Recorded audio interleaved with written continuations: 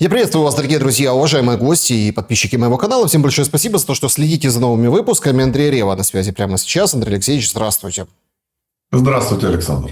Андрей Алексеевич, ну что, эпопея с телами вроде бы как закончилась, но имеется в виду то, что было на выходных, вот эти все страсти со списками, с как бы холодильниками на границе, приняла Украина там 1212 тел. Об этом сообщили. В обмен отдали, ну, не так много, разные там данные, наверное, официальные данные мы дождемся. По состоянию на наш момент нашего разговора мы не знаем. Говорят, там 20-30 тел отдали взамен. Но я так понимаю, и судя по материалам Политико, эпопея это будет продолжаться. И сейчас вот этот канал, который налаживают россияне, чтобы передавать военнослужащих ВСУ, да, вот тела их на территории Украины, это ведь серьезный и политический, ну, такой интересный козырь. С точки зрения вообще, да, то есть Зеленского, который неоднократно заявлял, что потери 46 тысяч. Политико пишет, вообще 40 тысяч тел есть в распоряжении у России. Ну, верить этому нет, это дело такое. Что думаете по этому поводу? Может ли это на этом этапе противостояния вылиться в нормальную работу, абсолютно такую не пропагандистскую, а абсолютно гуманитарную? Или уже нет? Уже ставки слишком высоки? Ну, а вообще, вот когда мы говорим об обмене, скажем, телами погибших, разве это предмет переговоров об окончании войны?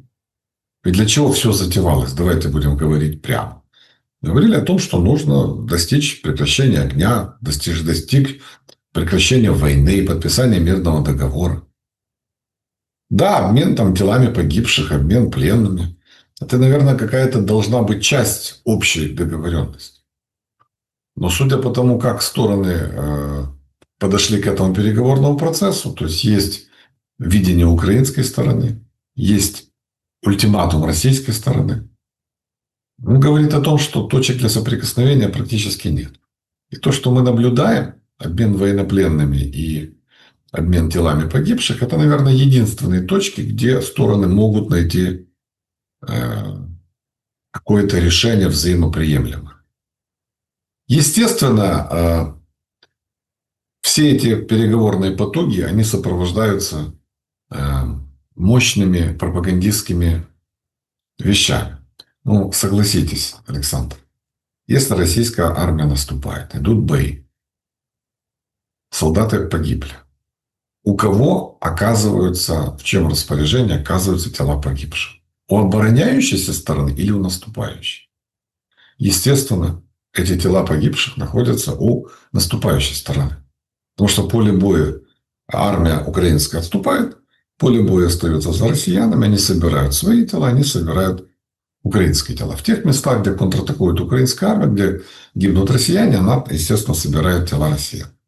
Поскольку больше наступает Россия, значит, у нее, по идее, должно быть больше тел погибших военнослужащих. Они их показывают наши, но они же не показывают, сколько их погибло, правда? И таким образом они, опять же, начинают использовать тему тел погибших военнослужащих как предмет политических спекуляций. Вот смотрите, 6 тысяч, а у вас только 20 наших. Ну, естественно, 20 наших, ваших или 30 ваших. Потому что вот такова объективная картина войны. А о том, сколько всего и как погибло, об этом сообщают другие источники. Какие? Вы же помните, что те же британцы заявили о том, что погибло... Не, Андрей Алексеевич, я просто, смотрите, я понял, к чему вы ведете, но я думаю, зрители тоже. Но тут поймите, какая штука. Это вот нам же рассказывали, что это страшный секрет, что это померить невозможно, что нельзя нам знать потери, гражданскому населению, мирному населению. И вообще это очень страшная тайна за 7 печатями. А сейчас она раскрывается практически, а Украине нечего предоставить и противопоставить. Если бы спокойно, быстро организовались по вертикали, я понимаю, что 1000 с чем-то тел это очень тяжело забрать вот сразу же, да, надо организовать этот процесс. Но если бы не допустили вот этой шумихи, не дали возможность шуметь противной стороне, да, оппоненту, а быстро организовали и забрали, не было бы этого ничего. А так, мы видим, родственники пишут заявления и депутатам, и блогерам, и всем на свете перекидывают, да, в координационный штаб, потому что увидели у Балицкого фамилию своего родственника. И начинается действительно такое вот тихое, но бурление внутри. На это и расчет. Вот вы правильно сказали, что на это и расчет. Ну так кто это сделал? Мы же сейчас не знаем, потому что обе стороны придерживаются, опять же, разных версий происходящего. Украинская сторона долго молчала, потом Буданов выступил и сказал, что мы не договаривались о конкретном месте и времени приема тел погибших. Российская сторона сказала, что договорились, а вот приехали. Я пришел, тебе нема, підманула, підвела. То есть, понимаете, опять же, это все сделано в условиях информационной войны. Но 6 тысяч тел погибших, которые Россия передала украинцам, они же не просто так появились. Если вы посмотрите российский ультиматум, последнюю часть, что Россия в качестве жеста доброй воли передает 6 тысяч тел погибших украинских военнослужащих. Это было прописано в том самом меморандуме, который Россия передала через посредников турецких в Украине. То есть, она хочет создать видимость. Ну, во-первых, там написано, что мы будем менять всех на всех, там 6 тысяч тел, что мы последовательно реализуем свой меморандум. Вот, видите, вот мы 2 точки нашли, которые, так сказать, устраивают обе стороны. Мы будем искать следующие точки соприкосновения. А как они будут их искать, это делает уже Мединский, которого не просто так достали из-под нафталина. Его задача сейчас всем рассказывать всему миру о том, что мир приближается к ядерной войне, о том, что мы братья, что чем больше мы воюем, тем, значит, усугубляются противоречия между нами, и тем хуже для Украины, потому что мы можем воевать там 21 год, как со шведами, и мы всегда будем побеждать и так дальше. То есть, идет продолжение вот этой вот информационной волны, которая имеет целью деморализовать противника. Я скорректирую, с вашего позволения. Часть общей информационной политики Российской Федерации. Я не вижу, чтобы здесь что-то было новое. Достали этого идиота Мединского, абсолютного нуля, полного кретина, полного негодяя. И он всем ходит и рассказывает всякие сказки. А в чем негодяй кретин Мединский? Скажите, пожалуйста. Что? Ну, смотрите, сразу я хотел бы уточнить моменты. Да. По поводу ядерной войны, это Тулси Габбард вышла и заявила, и говорит, что сталкивают лбами 2 ядерные державы, и мир может окунуться в пучину ядерной войны, поэтому мы, народы, должны остановить войну. И в принципе, да, то есть это не Мединский, да, вот это Тулси Габбард. Это заявила, это сегодняшнее заявление, которое растиражировано. По поводу Мединского и его... условного там союзнических вот этой риторики, союзнической для Украины, мол, мы вот все равно так или иначе придем к тому, что будем, вместе, да, так или иначе. Понятно, что это своеобразный подход, это Мединский говорит, мы хотим мира, все ради мира, вот мы, смотрите, настроены, это ясно. Ну а в чем он идиот? И чем, например, не идиот Умеров, который выходит, и мы же своими ушами, своими глазами видели, как он говорит, 6 тысяч тел мы поменяем на 6 тысяч тел. Сегодня 1200 передали, 27 отдали взамен. Ну вот как мы можем сопоставить эти моменты? И вообще, корректно ли, если у нас речь идет о нормальных переговорах, то, с чего вы, собственно, начали в самом начале, если суть переговоров – это достижение какого-то прекращения огня, войны, и каких-то договоренностей дипломатических, называть главу той или иной делегации идиотами? Я больше скажу, он не просто идиот, он негодяй конченый. Приблизительно такой же, как Арестович, с которым вы недавно беседовали. Почему? Когда человек заявляет, что это война между братьями, то я хочу напомнить, что, например, у Авеля тоже был брат. Только звали его Каин. И в истории он остался как братоубийца, негодяй и подонок. И когда этот негодяй рассказывает о том, что мы помиримся, все будет хорошо, то я ему напоминаю. Вот точно так же, как помирились Каин и Авель. Авель погиб, а Каин остался в истории как братоубийца. Я надеюсь, что мы не погибнем, мы выстоим в этой войне. Мединский, он украинец этнический. Но он считает себя русским. И он считает, что мы все тоже русские. Ну, пускай себя считает. Причем здесь война? Вы решили при помощи войны объяснить украинцам, что они русские? Я никогда себя русским не считал. Не тогда, когда учился в военном училище, не тогда, когда я жил в Украине или там в России. Я всегда ощущал, что я украинец. Я домой письма писал в то время маме на украинском языке. Я всегда слышал: говори по-человечески. Ты что, не русский? Это постоянно было, чтобы вы понимали, Александр. Но это такое дело, бог с ним, это да. Но я никогда не понимал, бог с ним, с русскими, это такое дело. Но когда твои же землячки, вот эти вот такие подонки мединские, которые шкуры вон лезут, чтобы быть русскими. Как Ленин писал, обусевший народ всегда пересаливает по части истинно русского настроения. И вот он теперь оправдывает зверство русского мира, которое они сейчас творят в Украине. И выступает адвокатом дьявола. Потому он негодяй и подонок для меня. Конченый человек. А почему он идиот, я вам объясню.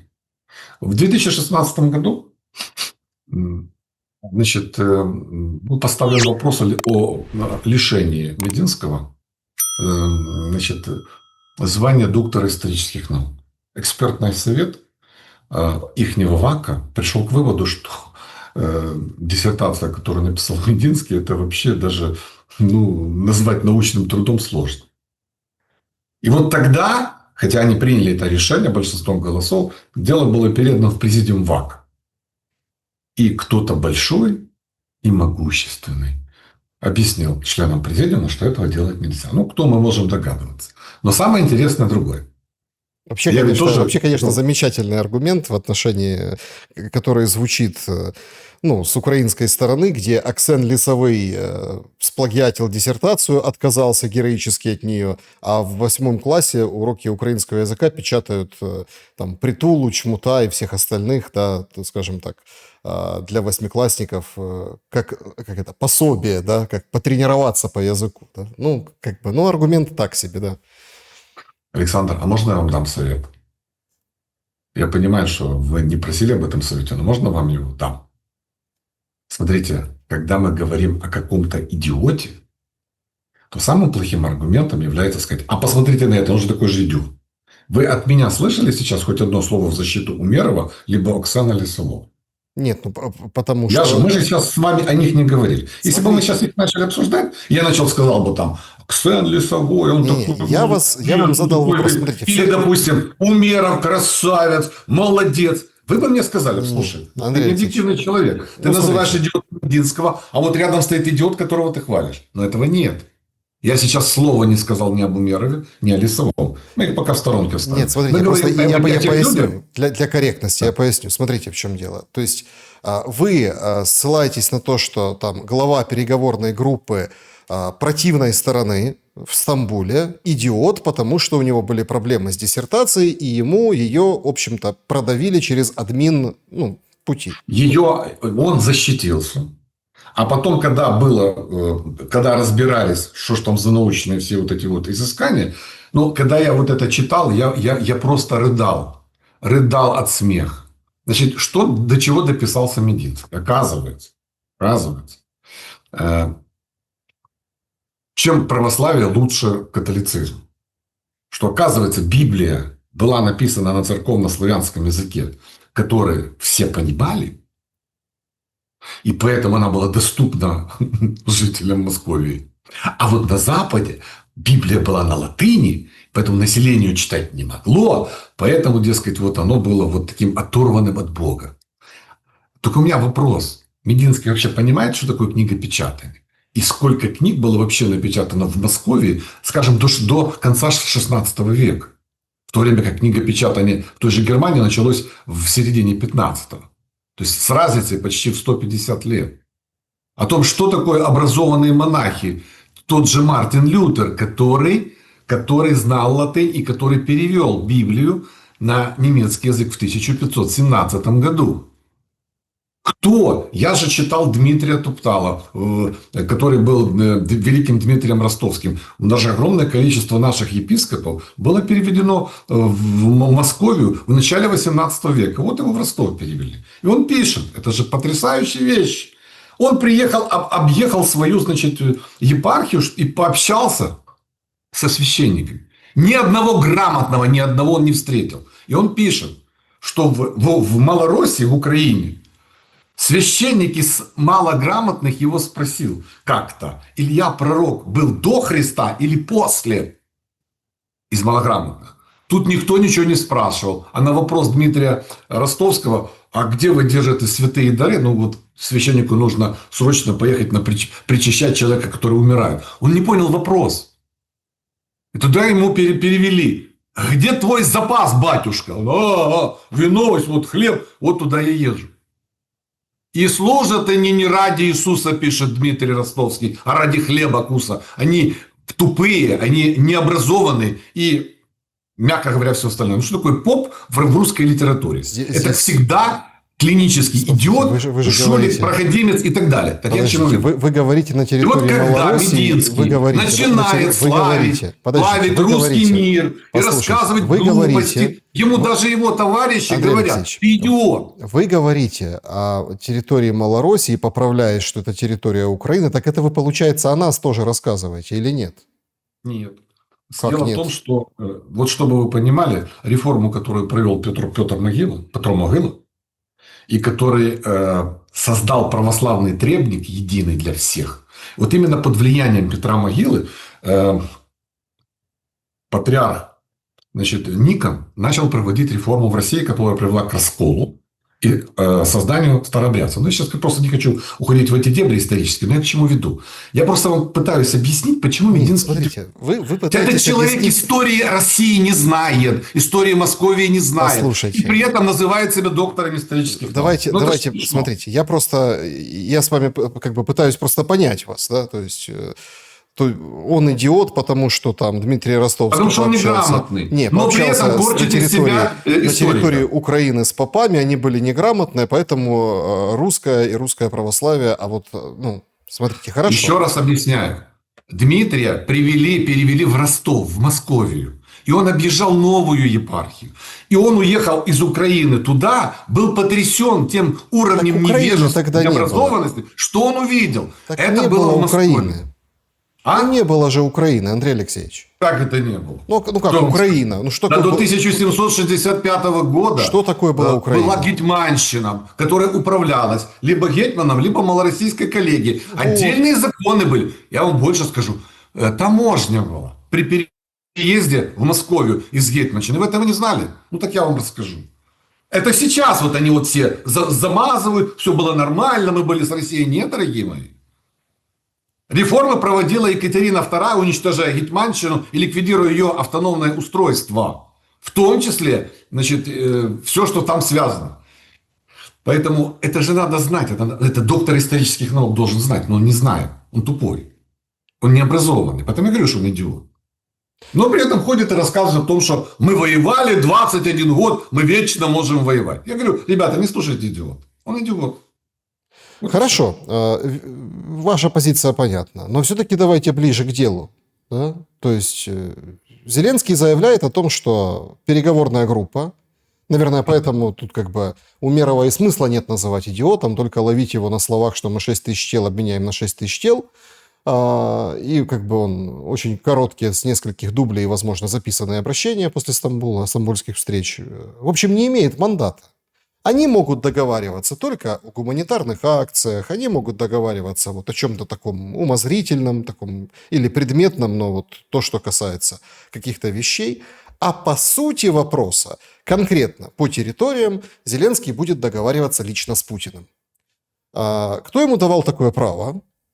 Ведь он же сам неоднократно применял этот аргумент свой риторический, ну, в тех итерациях, да, когда говорил о том, что я президент, гарант Конституции, а в Конституции у нас вся территориальная, ну, скажем так, да, целостность, суверенитет и так далее. Я не имею права этого делать, поэтому мы воюем. Сейчас, получается, он возымел это право или взял его на себя и вот таким образом пытается продолжить выманивать Путина на какую-то встречу. Вот о территориях поговорим с Путиным. Причем де юре не признаем, но де-факто так вот читается, как бы после запятой, то, что он не сказал, читается, что де-факто признаем. Что вы думаете по этому поводу?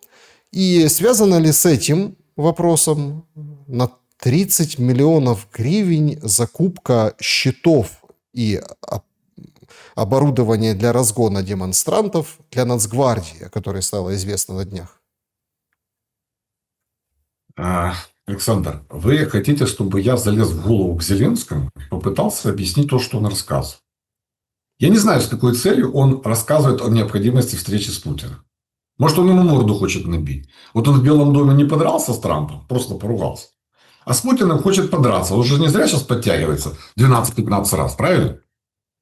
Человек занимается спортом, готовится к каким-то соревнованиям. Учитывая, что Путину лет намного больше, чем он, у него какие-то шансы там нарисуются. Может, это так, я не знаю. Почему? Потому что я вообще не понимаю, о чем они могут разговаривать. Вот вы говорите о том, что делегации, значит, они не имеют мандата. Скажите, пожалуйста, вот когда делегации встречаются, у них должен быть какой-то документ, какой-то базовый. Есть понимание, что вот это вот круг вопросов мы должны обсуждать, да? Есть какая-то рыба, и мы вот эту рыбу дальше начинаем наполнять каким-то содержанием, то есть договариваться о какой-то конкретике. Потом, когда мы договорились о какой-то конкретике, у нас остались какие-то нерешенные вопросы, тогда встречаются главы государств, да? Ну, те, кто могут принимать решения, и они на политическом уровне идут на какие-то компромиссные вещи. Но это общая теория вообще переговорного процесса. Скажите, как можно о чем-то договариваться, когда стороны приехали в Стамбул, каждый со своим видением, и, соответственно, то, что мы написали, не устраивает Россию никаким образом, а то, что написала Россия, не устраивает нас. То есть ситуация тупиковая по своей сущности, по своей сути.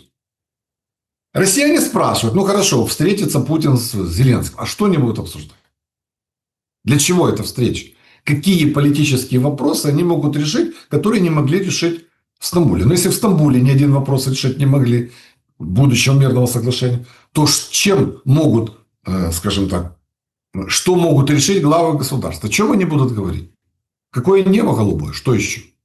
Ну, о территориях. Поэтому тут абсолютно понятно, что смысла в этих переговорах, что на высшем уровне, что на низшем уровне нет. Почему? Потому что нет общей базы для переговоров. Как нужно было бы действовать в этой ситуации? Я уже говорил, еще раз повторюсь. Если стороны сами не могут выработать компромиссный вариант, они должны обратиться к какому-нибудь арбитражу. То есть мы согласны на то, чтобы вот кто-то из уважаемых обеими сторонами стран должны написать этот компромиссный документ. Но американцы написали 22 пункта. Никто не Практически согласен. никто не просил. Это же их никто не просил. Это была их личная инициатива. А я говорю о другом механизме, когда и Россия, и Украина согласны, чтобы кто-то выработал этот документ. И чтобы они обратились к этим странам или к этой стране. Что требует Россия? Чтобы этот мирный договор был санкционирован резолюцией Совета Безопасности ООН. Правильно? Правильно. А кто может заблокировать этот процесс? 5 постоянных членов Совета Безопасности. США, Китай, Россия, Великобритания, Франция. Каждая из этих стран имеет право вето. Украина не имеет. Если вы хотите, чтобы они голосовали за все и поддержали компромиссный вариант, значит, они должны принимать участие в этом процессе. Это же дежур, понятно. Если Великобритания никаким образом в это дело не втянута, она может применить право вето. Франция может применить право вето. Китай может применить право вето. Про Россию молчу. США могут применить право вето. Значит, по-хорошему, Украина и Россия должны обратиться к этой четверке и сказать: ребята, Китай, США, Франция, Великобритания, выработайте, пожалуйста, общее соглашение, которое мы потом могли бы обсудить. Ну, вы же Вот понимаете, так что Россия не может на это пойти.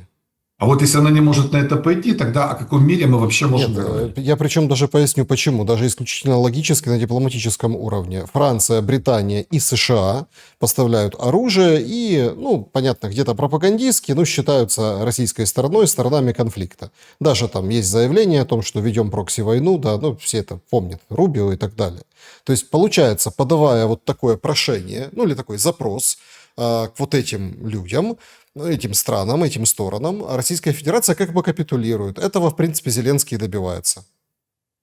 Но вы забыли еще об одном участнике, который является обязательным элементом этого процесса. Это Китай, который активно помогает Российской Федерации, хотя бы тем, что покупают у нее энергоресурсы, позволяя ей иметь финансовый ресурс для ведения войны.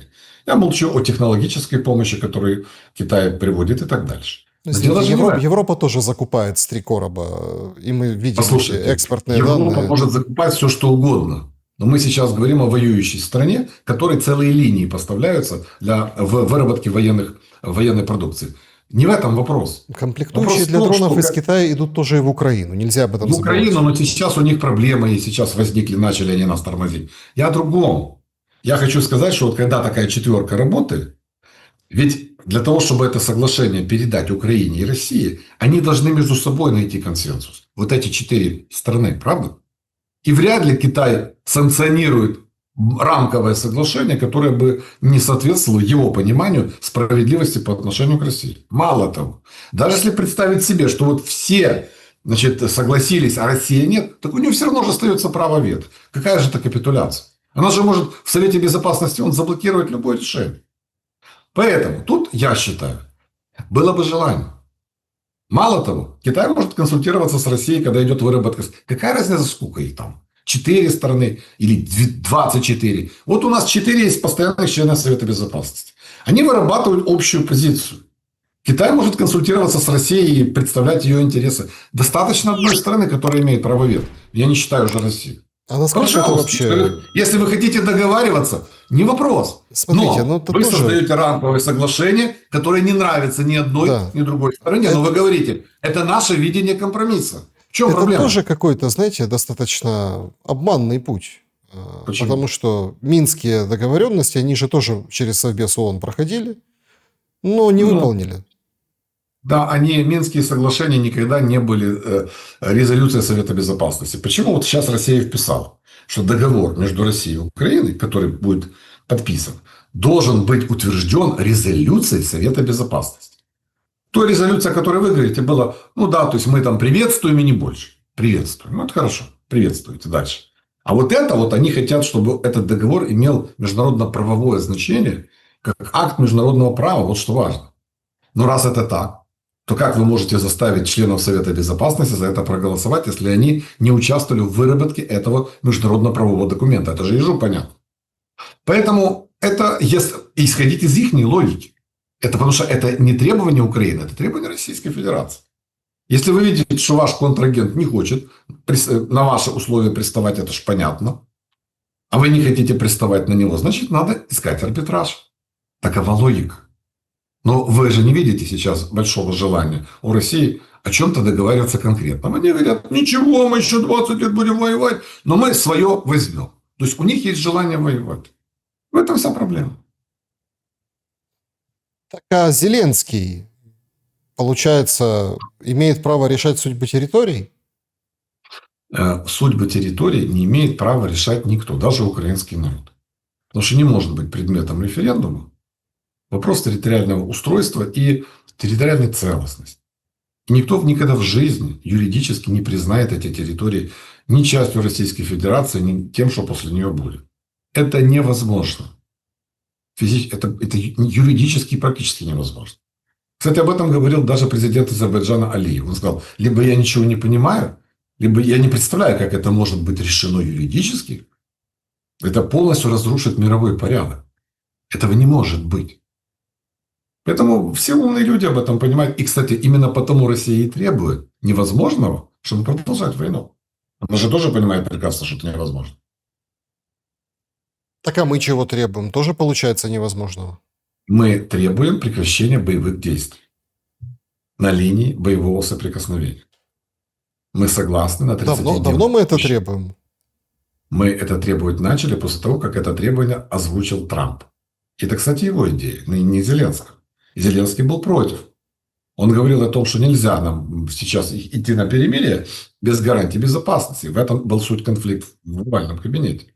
Через некоторое время он говорит, хорошо, мы согласны идти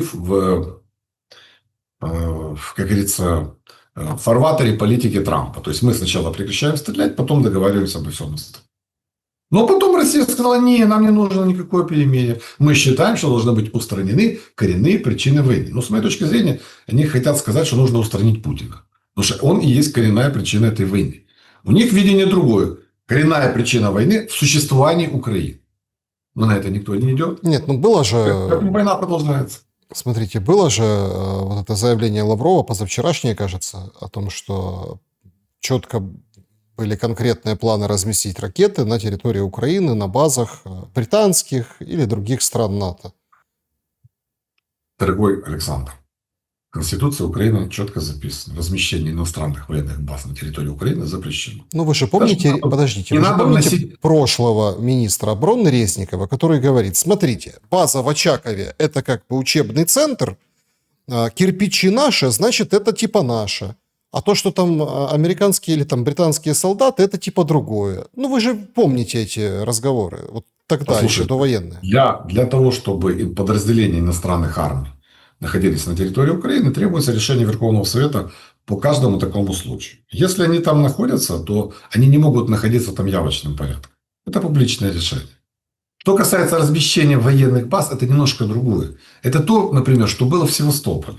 Потому что в Конституции Украины было в переходных положениях прописано, что может быть эта база тимчасово на підставі договору. Ну, к чему это привело, мы же все прекрасно помним. Размещение на тимчасовой основе в Севастополе российского Черноморского флота. Но вот эти вот рассуждения Лаврова, это приблизительно то же самое, как рассуждения о боевых комарах, которые натовцы выращивают в Украине, о биолабораториях и прочих глупостях, которые у них периодически биолаборатории подтвердили новые представители власти Белого дома, когда зашли. Кто? И они четко выложили. Тулси Габбард? Да. Вот вы сейчас ее вспоминали о том, что она рассказывает о Третьей мировой войне. А я вспоминаю Советский Союз. Как Советский Союз пытался деморализовать Запад? Борьбой за мир, антивоенное движение, ядерному взрыву, нет, солнечному миру, да, пел Кобзон. И вот они вот эту вот борьбу за мир и всех запугивали ужасами ядерной катастрофы. Ну, такая же дурочка. Какое она отношение имеет к этому, к разведсообществу? Она даже вот эти видосики выпускает для Трампа, чтобы он как-то пытался понять, что происходит в этом мире. Посмотрите на эту администрацию. Это же еще более жалкое зрелище, чем наша зеленая. Я вот думал, что переплюнуть наших дураков никак нельзя. Можно? Все можно сделать, если захотят. Если во главе Министерства здравоохранения стоит человек, который отрицает необходимость прививок. Во главе Министерства образования, вы говорите, Оксана Лисовой, стоит женщина, фитнес-тренер. Если во главе Пентагона стоит алкоголик, который был обозревателем Fox News. Понимаете? И вот они все рассуждают на геополитические темы. Кто они такие? Кто все эти люди? Их подобрал Трамп по принципу личной преданности. А мы теперь удивляемся, почему они такие глупые. Ну, потому что короля делает окружение, но окружение подбирает король. Вот такой, какой Трамп, такие у него товарищи. И та же Тулси Габбард, и все остальные, которых мы сегодня уже вспоминали. Но, опять же, это часть информационной войны, которую Россия, как преемник Советского Союза в этом отношении, ведет против Запада. Я не понимаю, как информационная война против Запада... Ну, как? Вот ядерный взрыв, ядерная война, она возможна, это все очень опасно. Вот сейчас, чего Трамп звонил Путину после нашей операции «Паутина»? Оправдывался. Володя, это если бы я был президентом, в смысле не президентом, если бы я знал, этого бы не было. Это позиция руководителя самой мощной страны в мире. Это позор. Позорище. Подождите, но... Он себе еще рассказывает о том, что мы отомстим, отомстим. Ну, как те мышата, помните, из мультфильма про кота Леопольда? Погодите, мышата из Леопольда, это да, но смотрите, а что, не мстят затяжные атаки? А что же они там намстили? Объясните мне, пожалуйста. А вот мы не знаем, что намстили. Вот это вот то, что они, значит, там Мединский рассказывают, от нас люди требуют ударить орешником, ядерным оружием. Нам трудно сдерживаться. Это что такое? Это не запугивание Запада. Это не запугивание Украины. Погодите. Мы из последних сил держимся, а почему вы ставите... Они нас провоцируют. В один ряд... Они нас провоцируют. Почему вы в один ряд ставите Запад и Украину? То есть... выходит Рютте, говорит, слушайте, мы против прекращения огня, потому что сейчас огонь прекратится, и Россия будет угрожать нам, поэтому пусть воюют. Но это же четко. Но это четко, он скрывает. Если война прекратится сейчас, в ближайшие 5 лет прекратится война, то он не уверен, что НАТО сможет отбиться от нападения России. Вот так он сказал. Но вот то же самое подразумевается, что вы воюете 5 лет, чтобы мы успели перевооружиться, но это уже трактовка слов Рютте. Я этого не услышал. Он немножко по-другому сказал. Более того, они сейчас хотят включить Украину как элемент общей системы безопасности в Европе. И вот эти 5%, которые страны будут тратить на оборону, туда включать и поддержку Украины, что очень важно. То есть, по сути, мы становимся членом НАТО без формального членства. Это по факту. Ну, в материале Bloomberg сегодняшнем как-то там все не очень радужно в этом отношении, и ничего даже об Украине и упоминаний никаких не будет, а Слушайте, Зеленского позовут там на условно какой-то ужин, завтрак до, ну, в общем, не в формате. Его вообще не хотели звать на этот саммит, но тем не менее его позвали. Саммит, там, не знаю, будет на завтраке, на ужин и на полдники, неважно. Он будет там, где будет проходить саммит НАТО. И это важно. То есть союзники США настояли на том, что Зеленский должен быть. Это очень важно, хотя Трамп был категорически против. Об этом тоже писал тот же Блумберг. Но потом передумали. Да, Америка дистанцируется от Украины. Да, она хочет пересмотреть решение саммита НАТО 2008 года. Но ведь в НАТО действует тоже принцип консенсуса. Там какой-то маленький Люксембург, может быть, и послушаться бы США.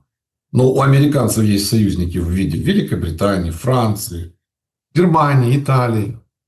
У них другая точка зрения. Переломать эти страны даже когда-то Буш не смог, когда стал вопрос о плане действия членства в Альянсе для Украины в 2008 году. Сейчас тем более. Тем более, посмотрите на нового канцлера Германии. Я, честно говоря, очень доволен Фридрихом Мерцем. Очень умный человек. И толковый. А что толкового он сгенерировал? Какое решение? А нужно посмотреть на то, как хотя бы вот он первый визит осуществил в Вашингтон. Вот наш величайший поехал из-за... Просидел, промолчал в тряпочку.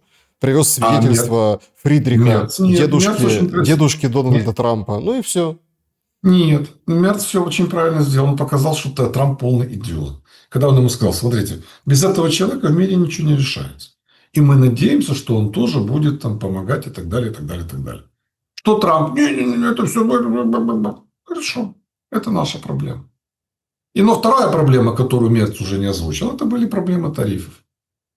Тут я думаю, что они договорились. Спокойно уехали. Мерц умный человек. Он дипломатичный человек. Он не наш идиот, извините, который будет кулаками махать и шайбу качать, и будет считать, что вот тем самым он достиг каких-то выдающихся результатов. Дипломатия, политика – это очень сложная сфера.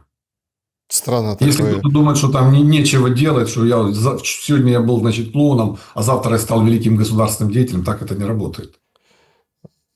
Странно так в одном интервью идиоты Мединский и Зеленский. Смотрите. Послушайте, Александр, а разве только мы что, весь круг идиотов нарисовали? Трамп не идиот? Клинический идиот, маразматик, это что же видно? Вообще, у вас разве не возникает ужас от той картины мира, которую мы сейчас видим? Кто нами правит? Самая могущественная страна мира откровенным маразматиком управляется, который живет в придуманном мире. Предыдущий явно был лучше. Намного. Он был умный. Он такого себе никогда не позволил. Он был адекватный. Правда, подписывала все авторучка. Извините, непонятные люди. Он был стар, да. Он был стар, он был немощен, но он не был маразматик. Он никогда никому не рассказывал о том, что вот если бы я был президентом, то не было бы войны между Россией и Украиной. Ты уже президент. Ты кричал, что ты за 24 часа ее остановишь. Ты ее остановил? Нет. Почему? Потому что ты идиот. Потому что ты говорил о том, чего ты сделать не мог. Ты не рассчитывал свои силы. Ты просто врал.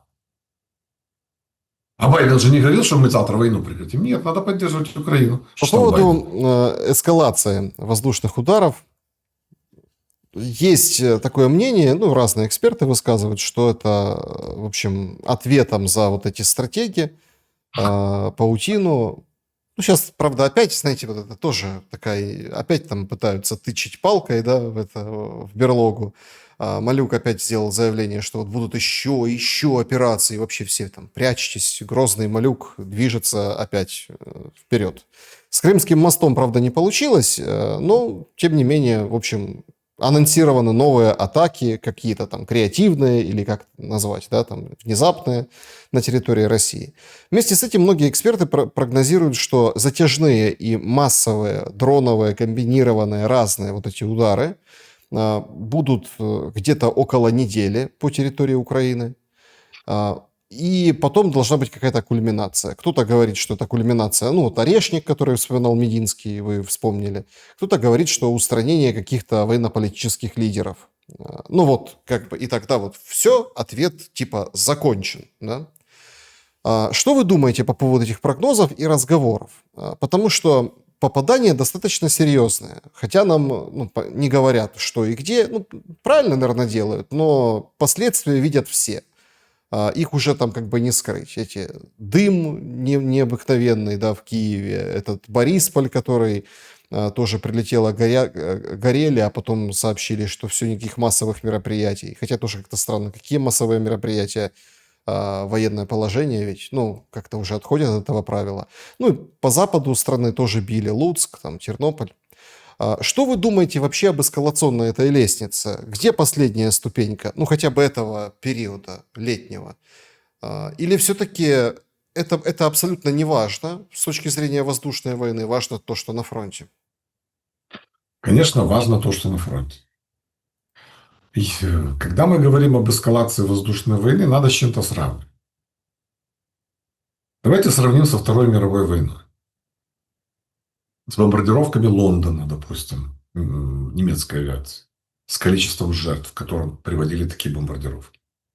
Затем давайте сравним с бомбардировками союзниками территории Германии. Извините, когда они Гамбург снесли во время одного налета. Когда они сносили буквально целые города. Тот же Дрезден в 1945 году уже почти. И что? Это каким-то образом повлияло на способность Германии вести войну? Нет. Они сражались практически до тех пор, пока Красная Армия не зашла в Берлин и не взяла его штурмом. Немцы оказывали сопротивление, не воевали. У них не было дефицита оружия. У них был дефицит человеческих ресурсов. У них там были какие-то проблемы с горючим там и прочее. Но оружия у них было достаточно. Они воевали. Когда мы сегодня говорим о российских ударах по украинским городам, очень неприятных, очень болезненных, но они вообще ни в какое сравнение не идут с теми ударами, которые союзники наносили по Германии. Эти удары больше имеют психологическое влияние и воздействие на общее настроение украинцев, пытаясь сломать нашу волю к сопротивлению. Я думаю, что это абсолютно бесперспективное дело. Гораздо большее значение имеет то, что происходит на фронте. Так на фронте Там беда. ситуация, ну, смотрите, как ракетный удар по Луцку или по Дубно, как они говорят, повлиял на ситуацию на фронте. Так а на Петровке что горело? Машины-притулы? Ну, сгорела машина, притул. Очень неприятно. Это плохо, что она сгорела. Но это же не повлияло на боевые действия на линии фронта. Нет. Да, они идут в одном направлении. Что? Они идут в одном направлении. Ну, смотрите, речь идет о том, что если бы удар по Киеву привел к тому, что фронт оголился на каком-то участке, россияне продвинулись на 50 километров, мы бы сказали, смотрите, видите, вот это существует взаимосвязь между этим ударом и тем, как они начали продвигаться. Так Но россияне, подождите, смотрите. Тут ситуация на фронте сама по себе, а удары по тылу, по нашим тыловым городам, это сама по себе. Тут взаимосвязи нет. Ну так удары пришлись по военным объектам. По каким военным объектам в Киеве? Так по машина-притул – это военный объект? Это страшная тайна, по каким военным объектам. Страшная тайна показали, извините меня, роддом в Одессе. Нет, страшную тайну показали, например, завод «Большевик» на Шулявке. То есть страшная тайна. Понимаете, который стрессовал сам Зеленский, когда водил туда там, ну, узнали просто. А синт, да, разобрались и все. То, что там дымело, но это не машина-притула дымела на весь Киев вчера. Понимаете, и ГУР со своими вертолетами гасили этот пожар. То есть нам в Борисполе нам не говорят и правильно делают, наверное, что конкретно куда попали. Но судя по количеству жертв среди мирного населения, видимо, все-таки попадали по военным объектам. Подождите. Мирных жертв такая. 3 сотрудника Державной службы чрезвычайных ситуаций погибло во время повторного удара? Или в тех домах, которые повреждены были шахедами? Ну, в смысле, как они их называют, герань? Ну, вы извините, конечно, но... Так а целей сколько было? Я вообще, честно скажу, не вижу военного смысла в том, что делает Россия сейчас с точки зрения террора украинских городов ракетами и дронами. Так может, подождите. Это попытка психического, психологического воздействия, но не военного. Смотрите, предприятия, какие-то города. У нас Эль Паис пишет, Мы с вами пользуемся открытыми источниками информации Так, сейчас. так. ЛПИС пишет, в каждом гараже завод дронов, понимаете? Так что по каждому гаражу будут ракетами стрелять или как? Ну, так они могут И себе второй позволить, вопрос. у них это Второй есть, вопрос, понимаете? Александр. Украинская армия, насколько обеспечивается Украиной всеми необходимыми военными припасами? 40%. 60% это западная военная помощь. Но по ним же Россия не бьет, правда? И основные, в общем-то, поставки идут оттуда. Здесь она какой-то ущерб нам наносит минимальный, который, опять же, не влияет никоим образом на положение на фронте. И называется это крупными военными успехами. Я вот, кстати, прочитал тоже открытый источник Тома Купера, который проанализировал уже снимки по операции «Паутин». 8 Ту-95, от 7 до 10 Ту-22М3, 2 А-50 и Ан-12. Вот потери, которые реально можно идентифицировать. Самая страшная для россиян потеря – это 8 Ту-95. Это 70% боевой авиации, которая использует ракеты Х-101. Сейчас, кстати, при налетах они больше начали использовать Ту-22. Почему? Там ракета Х-32. Они меньше использовали эти самолеты, потому что ракет этих меньше. И плюс, когда уничтожены Ту-95, месячный ракет Х-101 уничтожен. Путин несколько дней молчал с ответом не потому, что он думал о том, что делать, потому что подсчитывали убытки. Удар был очень сильный. Это очень эффективная точечная операция. Направленная против стратегического которая ведет к тому, что у них нет возможности восстановить это дело. Это очень важно. Нет, так вот это подрывает потенциал. Так это ведет к ядерной войне, потому что по доктрине можно бить ядерным оружием. Ну, их доктрине. По кому? Ну, потому, кто взял на себя ответственность по Украине. То есть, Мединский рассказывает, мы братья, мы там поругались, там прочее, а сейчас мы берем атомную бомбу и побрат. И начинают подтверждать то, о чем я говорю. Что если вы считаете нас братья, то вы и есть Каины. Если вы себе такое даже в голове имеете. Ну как же, как-то надо объективно, это вот дело как-то давайте честными будем. Вот эта операция «Паутина», ее вот Григорий Амельченко, генерал СБУ, раскритиковал в пух и прах. То, что показали вот эти видео поминутно, посекундно. Это другое дело. Тут я с ним согласен. Говорит, надо 20 лет молчать. 20 лет. Через 20 лет написал бы кто-нибудь в мемуарах, показали бы видео. Я его полностью поддерживаю. Потому что он профессиональный спецслужбист. И вот это вот желание похвастаться, которым страдает Зеленский, оно вредит государству, я с ним согласен. Это один момент. Знаете, как, кстати, Хрущев провалил нашу агентуру в Нью-Йорке? Он, когда встречался с Эйзенхауэром, начал козырять деталями бытовыми в Белом доме.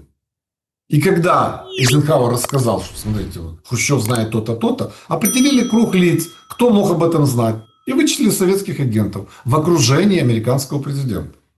Это вопрос о том, как вот к чему длинный язык приводит. И тут в данном случае абсолютно прав Амельченко. Тут надо было закрыть рот и сказать, нас там не было. Израильтяне же никогда не берут на себя ответственности за то, что происходит. Ну, давайте же будем объективны. Да? Эта ответственность взята, конкретно там, лично взята. И это, в принципе, подстава Трампа и там маги вот этих антиглобалистов со стороны Украины. Почему? Потому что мага у руля и Трамп у руля теперь должен решать вопрос там, ядерной войны. И не просто так об этом говорят американцы сейчас. Скажите, может ли быть ядерная война между Россией и Украиной? Да, если но она быстро закончится. Нет ядерного оружия. Ядерная война может быть между странами, которые этим оружием обладают. Но даже между Индией и Пакистаном не случилось ядерной войны, хотя обе страны владели ядерным оружием. Вероятно, с моей точки зрения, я могу ошибаться, но я считаю, что вероятность ядерных ударов по Украине практически равна нулю. Андрей Алексеевич, это все разговоры не к тому, что там я хочу ядерной войны, а вы не хотите, или кто-то хочет, а кто-то не хочет. Нет, это очень предметный и правильный разговор в контексте будущего, которое нас ждет.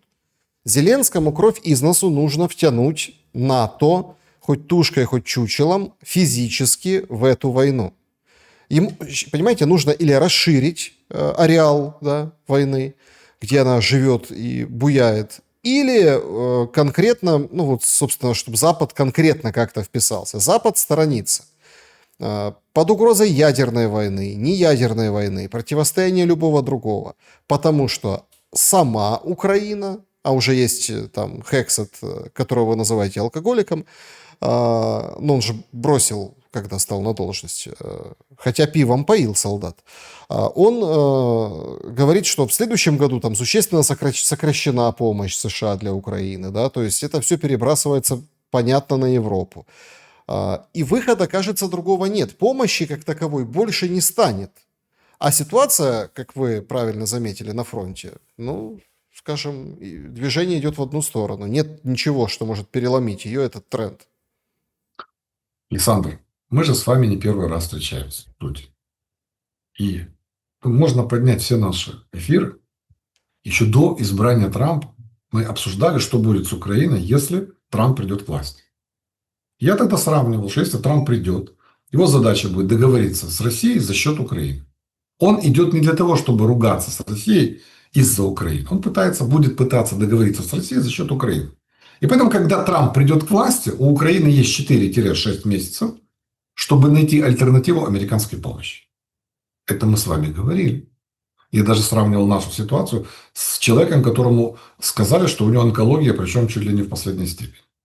И нужно что-то делать. Либо плюнуть на все, либо пытаться спастись. Самый худший вариант, мы его уже избежали. Два момента. Момент первый. Если бы Трамп сохранил влияние на западных союзников и заставил их действовать в рамках общей политики по отношению к России и Украине, для этого он должен был сделать одну простую вещь, ту, которую сделал Байден, который приехал в Варшаву и публично на весь мир заявил: в случае нападения России на страну НАТО мы будем защищать американскими войсками каждый квадратный дюйм земли НАТО. Все. И они поняли, они подняли руки, они слушались Байдена беспрекословно. Что сделал Трамп? А я не понимаю, зачем мы вас должны защищать. А Россия и в Китае это не угроза, у вас демократии нет, это же Так а чего он нас должен защищать? Не нас, страны НАТО. У него Так есть... Украина не страна НАТО. Так я же сейчас не об Украине говорю. Мы же говорим о том, как это могло повлиять на Украину.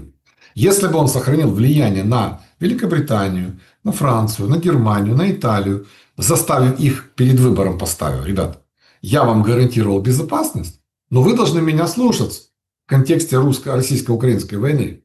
Поэтому, если я говорю, мы прекращаем помощь Украине, то это не только я прекращаю, вы тоже. А если нет, тогда, извините, вы каждый действуете так, как считаете нужным. И вот это каждый руководитель страны оказался перед выбором. Либо рисковать безопасностью своей страны и помогать Украине, либо бросить Украину и озаботиться безопасностью своей страны. Но Трамп сделал по-другому. Кстати, Путин тоже думал, что Трамп их всех построит, и они будут сидеть и вилять хвостиком. Это была первая вещь. А вторую уже совершил Путин в нашу пользу. Потому что следующий неприятный момент, если бы Трамп сохранил влияние на западные страны, на своих союзников, это бы он договорился с Путиным, а потом они вместе выдвинули ультиматум Украине и сказали: вот это вы подписываете. Но тут проблема уже в Путине. Когда Трамп сказал: хорошо, мы согласны, вот то-то, то-то, даже Крым, то есть ты награбил, с мешком вылазишь из чужого дома, это все твое, я даже сделаю так, что ограбленный даже извинится. И тут говорит Путин: не-не-не, я так не согласен. Я сейчас еще должен вернуться и забрать все. Тут даже офигели даже американцы. И поэтому вот эта ситуация, которая сейчас складывается, она плохая, но она не самая худшая, которая могла быть. Почему? Потому что если раньше войну между Россией и Украиной рассматривали как войну возле НАТО, вне НАТО, то теперь это война в Европе. И об этом им сказал Трамп. Это ваша теперь проблема. И теперь каждый из них понимает, что нужно поддерживать Украину. Почему? Потому что это их личная заинтересованность. Ни одна из этих стран войска в Украину не пришлет. Это понятно. Да я вам больше скажу. В 1939 году Польша имела союзнический договор с Великобританией и Францией. Но когда Германия напала, они не направили войска в Польшу. Уже сейчас французы в рамках НАТО подписывают отдельный договор с поляками, что если на вас нападут, через 2 дня французские войска будут в Польше. Вот что интересно. Сделали вывод из предыдущей истории.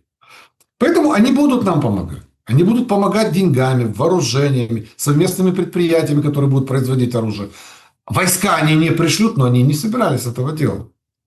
Желание наше, конечно, чтобы к нам пришли на помощь кто-то, иностранные войска, и помогли нам держать линию фронта. Так как это корейцы сделали в отношении России. Но пока у нас таких возможностей и союзников таких нет. И на том спасибо, что хотя бы поддерживают. Как-то так. Безуглая говорит, суммы сдают, потому что украли. Я тут щиты упоминал для Нацгвардии. Это Сумская Нацгвардия закупила на Ну, а 30 может быть, миллионов. они сейчас на передовую пойдут и будут там дубинками лупить там российских боевиков, которые наступают. Я же не знаю. В конце концов, они тоже на Киев ехали. В основном Нацгвардия, там парадную форму везли, щитки, дубинки. Ну, все же повторяется. Когда наступали, помните? В феврале. Поэтому история повторяется. Первый раз в виде трагедии, второй раз в виде фарса. Андрей Реван был моим собеседником сегодня. Спасибо за время и мысли. Всего доброго. Друзья, берегите себя, пишите в комментариях, что думаете. Добра и света. Увидимся.